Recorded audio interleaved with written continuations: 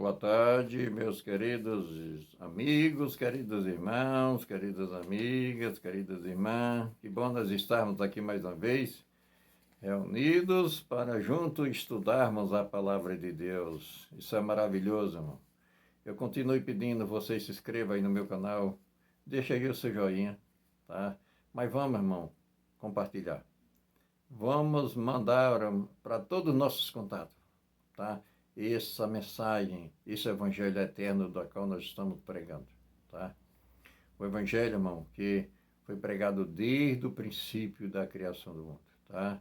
Esse chama-se o evangelho eterno. Toda a Bíblia, tá? A Bíblia toda ela é inspirada por Deus, né? Em 2 Timóteo, no capítulo 3, versos 16 e 17, toda a escritura é divinamente inspirada por Deus. Toda ela, irmão, não é parte dela. Lá em 2 Pedro, no capítulo 1, verso 21, jamais qualquer profecia foi dada por vontade de homem algum, mas os homens santos falaram da parte de Deus, inspirado pelo Espírito Santo. Ah, meus queridos, toda a Bíblia é inspirada pelo Espírito Santo. Hoje nós vamos pregar hoje sobre o dom de profecia.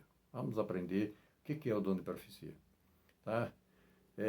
No livro de Isaías, no capítulo 59, versículo 2. Né? Antes de lermos, vamos falar com o Papai do Céu. Querido Deus, obrigado, Senhor, por estarmos na Tua presença, Deus, com a Tua palavra em nossas mãos. Que o Senhor venha, ó Deus, transferir por nossos corações. Nós te pedimos, Senhor, que o Senhor venha abrir a nossa mente e o coração para entendermos, Deus, a Tua palavra. Nós te pedimos essas bênçãos, nós te agradecemos em nome de Jesus. Amém. Meus queridos, verso 2. Olha o que diz aqui. Mas se as vossas iniquidades fazem divisão entre vós e o vosso Deus, e os vossos pecados encobrem o seu rosto de vós, para que não ouça.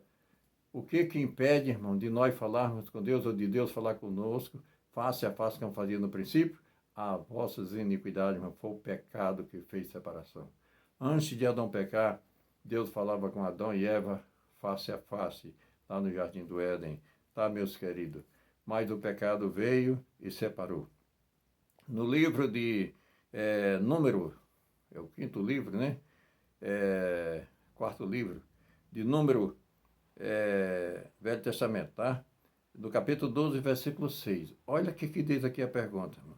Como Deus se comunica depois do pecado com a sua igreja e depois do pecado, irmão? Já que o pecado fez separação, Deus não pôde mais falar com o homem face a face, mas como é que Deus se comunica com o seu povo? Olha aqui o versículo 6 de Número 12. E disse, ouvi agora, ó, as minhas palavras, se entre vós houver profeta, eu em sonho ou em visão, a ele me farei conhecer, ou em sonho falarei com ele. Ah, meus queridos, se entre vós houver profeta, eu em sonho ou em visão falarei com ele. Ah, meus queridos, Deus agora usou homens. Nós acabamos de ler, irmão, que toda a Bíblia, toda ela é inspirada por Deus. Foi homens santos que escreveu a Bíblia, mas foi homem separado por Deus.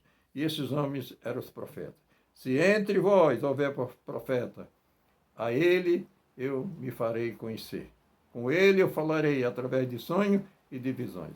Agora Deus usou profeta, irmão. Começando lá por Moisés, né? E cerca de 40 escritores escreveu a Bíblia, irmão. Mas todo ele foi inspirado pelo Espírito Santo. Então, esse é o verdadeiro dom de profecia. Deus usou os profetas para se comunicar com o homem. Em 1 Samuel, no capítulo 9, versículo 9, olha o que diz, irmão. 1 Samuel, capítulo 9, versículo 9 também. Como era antigamente chamado ou conhecido profetas, os profetas de Deus. Como é que eles eram conhecidos? Diz aqui, antigamente em Israel, indo qualquer pessoa consultar a Deus, dizia assim, vinde e vamos ao vidente, porque o profeta de hoje, antigamente se chamava vidente. Então, esse profeta também era conhecido por vidente. Quando qualquer pessoa precisava de consultar a Deus, ele ia ao vidente, quer dizer, ele ia ao profeta, e o profeta dava o recado de Deus, irmão. Além de o profeta, irmão, dar o recado de Deus, dava a resposta de Deus, então eles também escreveram a Bíblia Sagrada. Toda a Escritura, irmão, ela é inspirada por Deus e toda ela é a palavra profética de Deus, né? Através de homens santos, falaram da parte de Deus, movido pelo Espírito Santo. Nós vamos, irmão, tem umas perguntas importantes aqui. Olha o que diz aqui, irmão. No livro nas cartas de Efésios, no capítulo 4, verso 11 a 13. Que dons pôs Deus na igreja e para que fim? Deus, irmão, deu agora dons na igreja. Vamos ver se esse dom de profeta, o dom de profecia é inspirado por Deus. Olha o que diz aqui, irmão. Efésios, no capítulo 4, verso 11 a 13. Diz assim, irmão. E ele mesmo deu uns para apóstolos, outros para profetas, e outros para evangelistas, e outros para pastores, querendo o aperfeiçoamento dos santos para a obra do ministério, para a edificação do corpo de Cristo, até que todos cheguem à unidade da fé e do conhecimento do Filho de Deus. Então, irmão, Deus deu dons, uns para apóstolos, outros para profetas, outros para evangelistas, pastores, e assim, irmão, sucessivamente. Para quê, irmão, esses dons? Para o aperfeiçoamento dos santos, para o aperfeiçoamento da igreja, para que todos cheguem ao arrependimento, tá, irmão? E todos venham a conhecer a Jesus Cristo. Então, cada um tem o seu dom. Qual é o meu dom? Qual é teu dom? Um tem o dom de cantar muito bem, outros já tem o dom de pregar, irmão, e ser um grande evangelista. Então, o que nós estamos fazendo aqui, irmão? Evangelizando. É o dom de evangelista. Então, que nós possamos, irmão, usar os dons que Deus nos deu para o andamento, o aperfeiçoamento da igreja de Deus aqui na terra. Então, nós também, irmão, fazemos parte da profecia, da pregação do evangelho eterno a todo mundo. Tá bom, meus queridos irmãos? Mas aqui tem outras perguntas. É absolutamente aos olhos de Deus que o profeta opere sinais, opere milagres e prodígios? É necessário, irmão, que todos nós, todos os profetas que escreveram a Bíblia, era necessário que eles fizessem milagres, fossem milagreiros, que nem nós vemos hoje, né? Igrejas e mais de igreja, abrindo porta e fazendo milagre, irmão, para encher as suas igrejas. Irmão, olha o que diz aqui no livro de João, no capítulo 10, verso 41. Olha o que diz aqui, irmão. Olha aqui, vamos falar de João Batista. E aí diz aqui, verso 41, diz assim: e muitos iam ter com ele, João Batista, né? E diziam, na verdade, João não fez sinal algum, mas se tudo quanto João disse, deste era verdade. João Batista, irmão. Olha o que diz aqui no livro de Mateus também, no capítulo 11, versículo 11. Tá? No capítulo 11, versículo 11. Diz aqui, irmão. Mas se entre os nascidos de mulher, ninguém foi maior do que João. Esse profeta, irmão, dos nascidos de mulher, João foi um dos maiores profetas de Deus, só que João não fez milagre. Ele não fez sinal algum. Só que tudo que João pregou, tudo que ele falou sobre a vinda do Messias, a vinda de Jesus, era verdade. Então, irmão, a preocupação da igreja de Deus é pregar a verdade, é mostrar a verdade. Nós não estamos aqui, irmão, para usar milagres, para chamar a atenção, né? Para encher igrejas, né? Nada disso. Nós estamos preocupados com a salvação de todos vocês, tá bom? É pregar toda a verdade. Então, não é necessário fazer milagres para que seja aprovado o profeta. Olha aqui, irmão, Mateus 24, verso 24. A pergunta diz assim, Mateus 24, verso 24. O que gostam de fazer os falsos profetas para enganar o povo? Vamos ver o que diz o verso 24. Porque surgirão falsos cristos e falsos profetas. operando grandes sinais e prodígios que, se possível, enganarão até os escolhidos de Deus. Ah, meus queridos, olha o que gosta de fazer os falsos profetas, irmão. Eles operarão tão grandes sinais e prodígios que, se possível, enganarão até os escolhidos. Meus queridos, quem são os escolhidos? Ah, meus queridos, aqueles que são chamados, irmão, por Deus.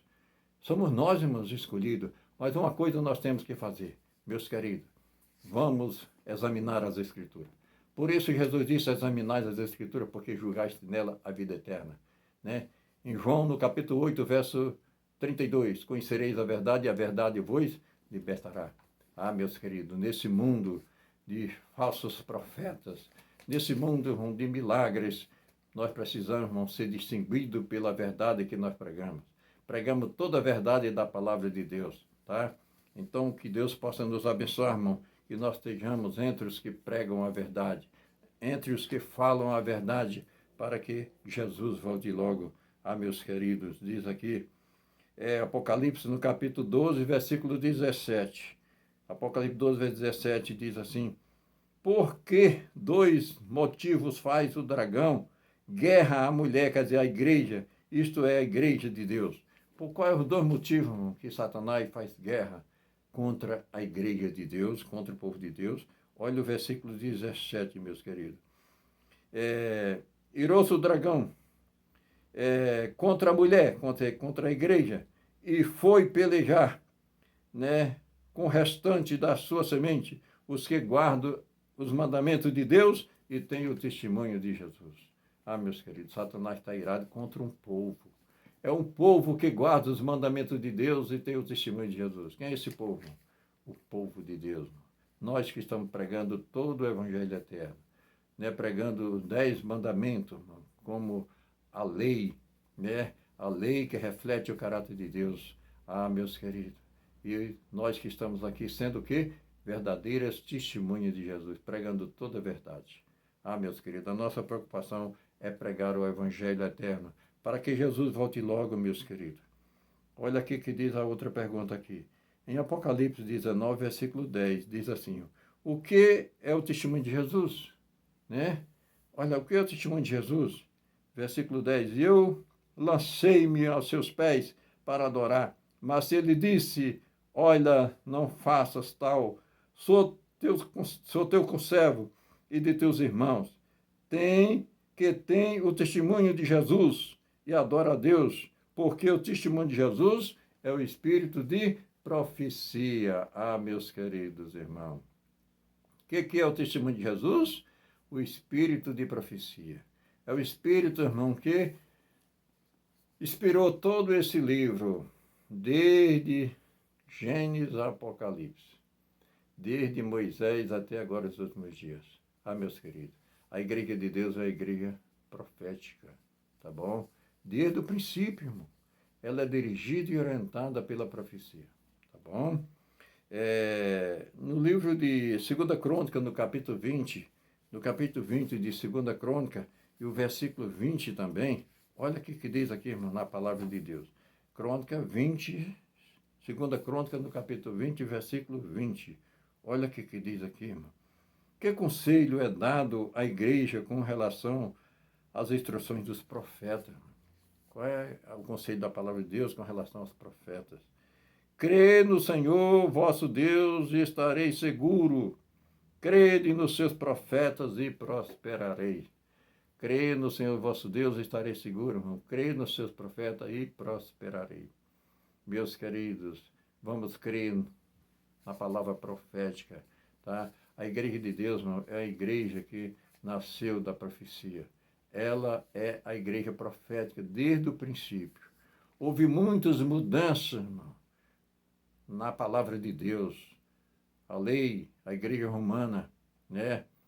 Ela tem mudado, né, a palavra de Deus. Eu estava assistindo a reportagem aqui pelo Facebook, como o Papa Francisco, ele está fazendo várias mudanças na Bíblia Sagrada. Não acredita no sacrifício, né, de Cristo, né? Ele está aceitando o casamento de homens, né, do mesmo sexo, homem com homem, mulher com mulher, casamento do mesmo sexo. Ó, meus queridos, e assim, irmão, quantas mudanças foram feitas na palavra de Deus. E o povo de Deus, irmão, é esse povo que está com a Bíblia na mão, examinando, irmão, aonde está sendo adulterada, e está procurando, irmão, obedecer a palavra de Deus intacta como ela é, tá bom, meu irmão? O que nós pregamos, irmão, é toda a verdade da palavra de Deus. Então tá fácil de você agora conhecer qual é a igreja de Deus, uma igreja que prega toda a verdade, tá bom? E toda a escritura, irmão, que foi adulterada, né? Como eles adoram, colocaram imagem de escultura nas igrejas, irmão. Adoração de imagem de escultura que a Bíblia proíbe severamente, nós já passamos aqui, tá bom? É batismo de criança, batizando criança, irmão, quando a Bíblia manda batizar adulto. Passando no estudo 19, nós vamos falar sobre o batismo, o verdadeiro batismo bíblico. Também, irmão, fizeram a mudança do sábado para o domingo. Nós já pregamos aqui. No ano 321, quando a Igreja Romana, né, através do rei Constantino, que se converteu camufladamente, juntou-se com o Papa Gregório, o Papa da época, e mudaram o sábado para o domingo. E assim, irmão, agora continua mudando. Só que a Igreja de Deus, irmão, está com a palavra de Deus em nossas mãos.